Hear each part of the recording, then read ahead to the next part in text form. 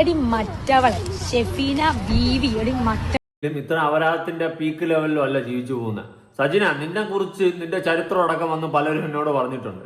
വേണ്ട, വാട്ട് പുല്ല. നമ്മുടെ ഷഫീന ബീവി രേണു സുധി കുറെ നാൾക്ക് ശേഷമാണ് രേണു സുധിയുടെ കാര്യം സംസാരിക്കുന്നത്. അറിയാലോ, രേണുവും ഞാനും അതിലുമൊക്കെ ആയിട്ട് ചെറിയ ചെറിയ ബന്ധങ്ങളും കാര്യങ്ങളൊക്കെ ഉണ്ട്. അതെല്ലാവർക്കും അറിയുന്ന കാര്യങ്ങളാണ്. കോട്ടയത്ത് അതുലിന്റെ പേര് കേസ് കൊണ്ട് കൊടുത്തായിരുന്നു രേണു സുധി. ഞാനും പോയിട്ടുണ്ടായിരുന്നു. പോയെല്ലാം കഴിഞ്ഞപ്പോഴാണ് എൻ്റെ പേരിലും ഈ പറയുന്ന രേണുവിന്റെ ചേച്ചി ഒരു കേസ് കൊടുത്തിട്ടുണ്ടായിരുന്നു. ഞങ്ങൾ അവിടെ ചെന്ന് ഒരു 3 മിനിറ്റുള്ളിൽ ആ കേസ് അങ്ങ് സോൾവ് ആയി. എൻ്റെ ഒരു 3 മിനിറ്റ് എടുത്തുള്ളൂ. അവന്റെ കോടതിയിലോട്ട് പോയിട്ടുണ്ട്. ഓക്കെ, പിന്നെ അവന്റെ കാര്യം അറിയാമല്ലോ, അമ്പും ബില്ലിനും എടുക്കാത്ത ടീമാണ്. എൻ്റെ എന്തോ അവർ കുറച്ച് കാര്യങ്ങൾ പറഞ്ഞു, സിമ്പിൾ. അപ്പം സാറും പറഞ്ഞു ഡാനി അതങ്ങ് ചെയ്ത് കൊടുത്തേര്, അതവിടെ സോൾവ് ആക്കി. ഓക്കെ, അത് കഴിഞ്ഞിട്ടാണ് ഈ പറയുന്ന രേണു സുധി ബിഗ് ബോക്സിലോട്ട് പോകുന്നത്. അറിയാലോ, ഒരുപാട് ഹേറ്റ് ഉണ്ടായിരുന്നു.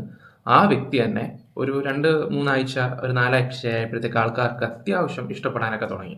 BBയിലാണെങ്കിൽ അവരിങ്ങനെ സൈലന്റ് ആയിട്ട് നിൽക്കുന്നത്, പ്രത്യേകിച്ച് വലിയ പണിയോ കാര്യങ്ങളൊന്നും അവർ ചെയ്യുന്നുമില്ല. കഴിക്കുക, അവിടെ എന്തെങ്കിലുമൊക്കെ കാട്ടിക്കൂട്ടുക, പോവുക, നമ്മളതൊക്കെ കാണുന്ന അതേ രേണു സുധി.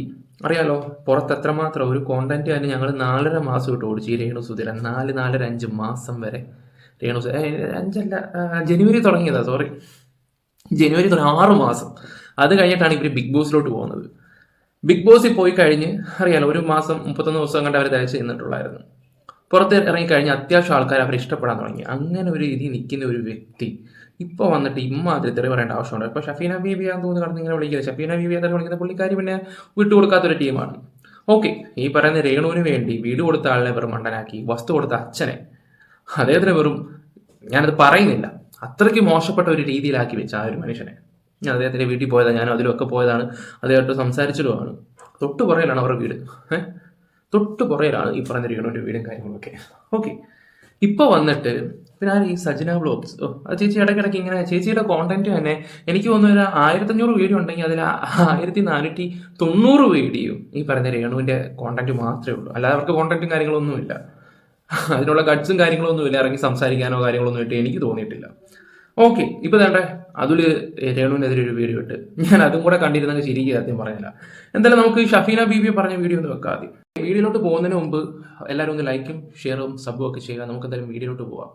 എടി മറ്റവളെ ഷെഫീന ബീവി എടി മറ്റവളെ, നിനക്ക് എന്നെ മറ്റവളെ എന്ന് വിളിക്കാമെങ്കിൽ എനിക്ക് നിന്നെ മറ്റവളെ എന്ന് വിളിക്കാം. പിന്നെ സൗകര്യമില്ലടി KHDC ഫിറോസ് തന്ന വീട്ടിൽ നിന്ന് ഇറങ്ങാൻ. നീ ഒന്ന് ഇറക്കി കാണിക്കടി. നീ പെണ്ണാണെങ്കിൽ എന്നെ ഇറക്കി കാണിക്കടി.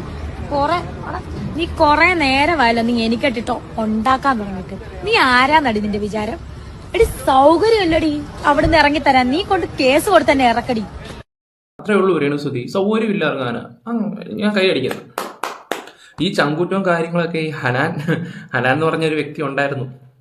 എന്തോ നിങ്ങളെ കുറിച്ച് ആവശ്യമില്ലാത്ത എന്തോ ദിവ്യ കാര്യമൊക്കെ പറഞ്ഞത് ഓർമ്മയുണ്ടോ? അത് ചെയ്തു ഇത് ചെയ്തു മറ്റേ ചെയ്തെന്നും പറഞ്ഞിട്ട് എന്തുകൊണ്ട് ഈ തൻ്റെ ഇടമൊക്കെ അവിടെ കാണിച്ചില്ല രേണു? അവിടെ എന്തുകൊണ്ട് ഇത് കാണിച്ചില്ല? ഉത്തരം മുട്ടിപ്പോവോ? ഈ അടുത്ത സമയത്ത് ഞാനൊരു വീഡിയോ ചെയ്ത സമയത്ത് ഞാൻ നല്ലൊരു വീഡിയോ ഞാൻ ആദ്യമായിട്ട് ഇവർക്ക് സപ്പോർട്ട് ചെയ്തൊരു വീഡിയോ. അപ്പോൾ ഇങ്ങോട്ട് വന്നിട്ട് മോനു സത്യൻ, അതുൽ വ്ളോഗ്സ്, പിന്നെ രാഷ്ട്രോക്ക്, ഞങ്ങൾക്കൊക്കെ ഒരു ഇരട്ടപ്പേരിട്ടിട്ട് ചേച്ചി കുറെ പ്രസംഗം നടത്തിയായിരുന്നു. ഞാൻ അന്ന് നല്ല വീഡിയോ അവരെ കൂടെ ചോദിച്ചു. ഞാൻ ഇങ്ങോട്ട് വന്നിട്ട് കൊതിച്ചങ്ങ് വിട്ടങ്ങ്. ഞാൻ അന്നും ചോദിച്ചൊരു ചോദ്യം, ഹനാനെ പോലുള്ളവരൊക്കെ നിങ്ങളെക്കുറിച്ച് കുറെ കാര്യങ്ങൾ വെളിപ്പെടുത്തിയിട്ടുണ്ടായിരുന്നല്ലോ, എന്തുകൊണ്ട് അതിനെതിരെ പ്രതികരിച്ചില്ല, അതിനെതിരെ കേസ് കൊടുത്തില്ല? ഈ പറയുന്ന ഷഫീന ബീബിയുടെ അടുത്തും അവിടെ ഇവിടെയൊക്കെ കിടന്ന് ഓടുന്ന പോലെ ഏറ്റവും മോശപ്പെട്ട ഒരു കാര്യമാണ് നിങ്ങളെ കുറിച്ച് പറഞ്ഞത്. അതും സുധി എന്ന് പറയുന്ന ഒരു വ്യക്തി മരിച്ചതിന് ശേഷം ചങ്ങനാശ്ശേരിയിലെ ഒരു ഹോസ്പിറ്റല്. രേണു അതൊക്കെ മറന്നോ? അവർക്കെതിരെയൊക്കെ ആദ്യം സംസാരിക്കുക രേണു.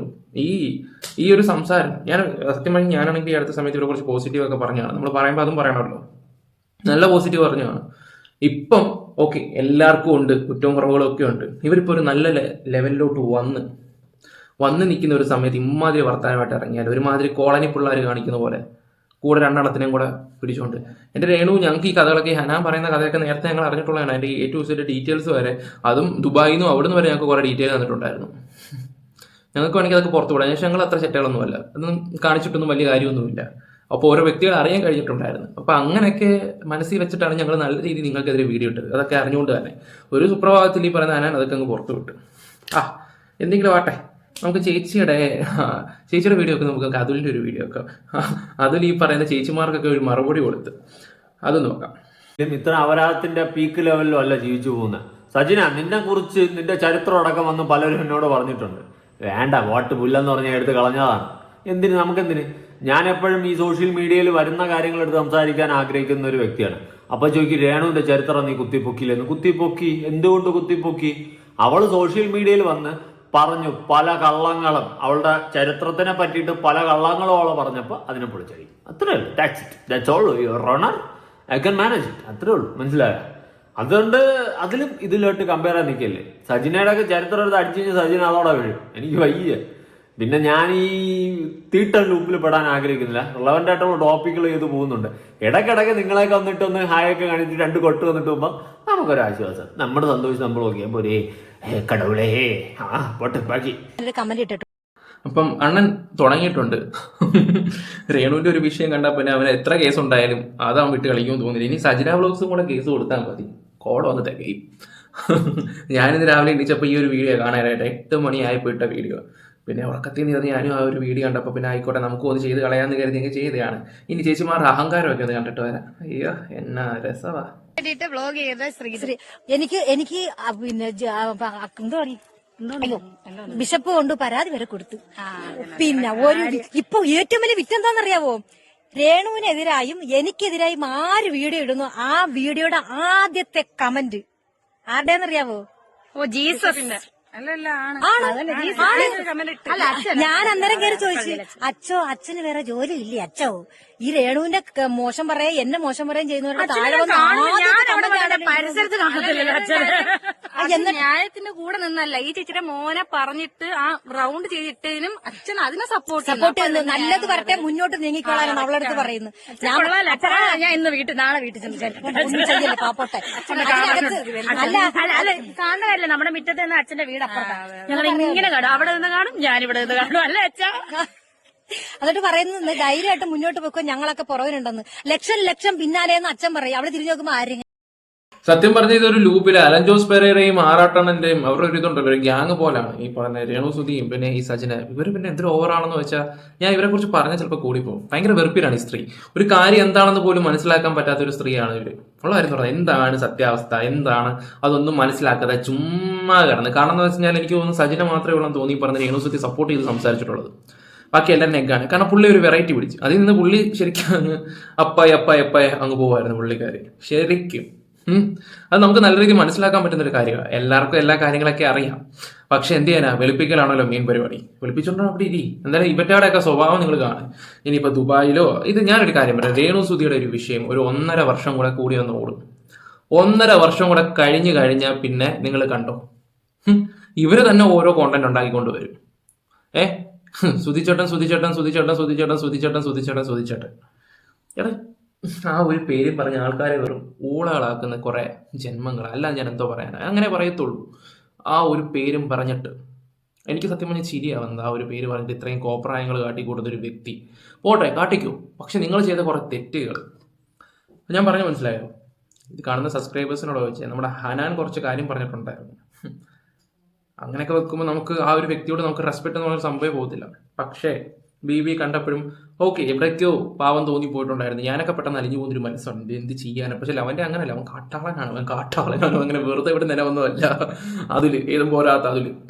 എന്തായാലും എന്റെ രേണു ചേച്ചി കൂടുള്ളത് എല്ലാം നടത്തില്ല. അതുകൊണ്ട് അച്ഛൻ മര്യാദയ്ക്ക് പ്രാർത്ഥിച്ചിരിക്കും. ഞാനതാ പറഞ്ഞത്. ഇപ്പൊ ഒരു വീട് കൊടുത്തത് കാണിച്ചു. അതിനകത്ത് ഞാൻ നല്ല രീതിയിൽ കമന്റ് ഇട്ടു. അയ്യോ ആർക്കോ കൊടുത്തു. അപ്പൊ ഞാൻ പറഞ്ഞ് അച്ഛ ദാനം കൊടുക്കുന്ന നല്ല പുണ്യ പ്രവൃത്തിയാണ്. അത് ആ ദൈവത്തിന്റെ ഒരുപാട് അനുഗ്രഹം കിട്ടും. പക്ഷെ കൊടുത്തതോ കൊടുത്തു. ഇനി ഇത് ഞാൻ കൊടുത്തയാണേ എന്ന് പറഞ്ഞ് സോഷ്യൽ മീഡിയയുടെ മുന്നിൽ വരല്ലേ അച്ഛോ. അച്ഛൻ്റെ അടുത്ത് സ്നേഹം ഉള്ളതുകൊണ്ട് പറയുവാണെന്ന് പറഞ്ഞ് ഞാനൊരു കമന്റ് ഇട്ടിട്ടുണ്ട്. സത്യമാണ്, നമ്മളൊരു ദാനം ചെയ്ത് അത് സോഷ്യൽ മീഡിയയിൽ വൈറലുമായി. പിന്നെ അതിന്റെ പുറമെ നടന്ന് ഇതാക്കരുത്. അത് കണക്ക് ഈ വരുന്ന ഈ യൂട്യൂബിൽ ഇടുന്നവരുടെയൊക്കെ വ്ലോഗിന് താഴെ വന്ന് കമന്റ് വിട്ട് ആ വില കളയരുത്. പിന്നെ വേറെ ഒരാളുണ്ട്, അവരുടെ മോനെ ആരാണ്ടെ പറഞ്ഞപ്പം പൂക്കുല എടുത്തുകൊണ്ട് തുള്ളി മറിഞ്ഞ് അവർക്കെതിരെ വീഡിയോ ഇട്ട വ്യക്തി എന്റെ മോന്റെ ഫോട്ടോ, അതും പ്രായപൂർത്തിയാകാത്ത അപ്പൊ ഒരു 16 വയസ്സുള്ള എന്റെ കുഞ്ഞിന്റെ ഫേസിൽ റൗണ്ട് വരച്ച് ഇങ്ങനെ ഒരു വീഡിയോ ഇട്ടതിന് എതിർ വീഡിയോ ഞാൻ ചെയ്തതിന് അതിന് അവർ വന്ന് സപ്പോർട്ട് ചെയ്തിരിക്കുന്ന ആ വ്യക്തി. അപ്പൊ ഇവരുടെ വ്യക്തിത്വം എന്താണെന്ന് ആലോചിച്ച് നോക്കിയേ. അപ്പൊ ഒരു വ്ലോഗ് ചെയ്യുമ്പോ അതിന് ചെറിയ വസ്തു കൊടുത്ത അച്ഛനെ വരെ മോശമായിട്ട് പറഞ്ഞുകൊണ്ടാണ് അദ്ദേഹം രംഗത്ത് വന്നത്. പറഞ്ഞു മനസ്സിലായോ? പിന്നെ അതുപോലെ തന്നെ വീട് വെച്ചു കൊടുത്ത് ഫിറോസിനെതിരെ ആണെങ്കിൽ പോലും. എനിക്ക് തോന്നുന്നില്ല, ഇവളുമാർ തന്നെ ഓരോ കോണ്ടന്റ് ഉണ്ടാക്കിക്കൊണ്ടിരിക്കുകയാണ്. അല്ലാതെ എന്ത് പറയാനാണ്. കുറേയൊക്കെ കഴിയുമ്പോൾ അങ്ങ് അടങ്ങിക്കോളും ചേച്ചി, ഇതൊക്കെ അങ്ങ് അടങ്ങിക്കോളും. എവിടം വരെ പോകാനാ ഇവൻ്റെ അവിടെയൊക്കെ സ്വഭാവം. അല്ലാതെ ഇപ്പം എന്ത് പറയാനാ. കുറേയൊക്കെ ഒതുങ്ങുന്നതായിരിക്കും ലൈഫിലാണ് നല്ലത്. കഷ്ടം. ഓക്കെ ഗൈസ്, അപ്പോൾ നമ്മുടെ വീഡിയോസ് ഇഷ്ടപ്പെട്ടാൽ ലൈക്ക്, ഷെയർ, സബ് ഒക്കെ ചെയ്യുക. നിങ്ങളുടെ അഭിപ്രായം പറ. ഇവർ വീണ്ടും പഴയ തൊഴിൽ തുടങ്ങുമല്ലേ? എനിക്കങ്ങനെ ഫീൽ ചെയ്യുന്നത്. നിങ്ങൾ പറയാം എന്താണെന്ന് വെച്ചാൽ.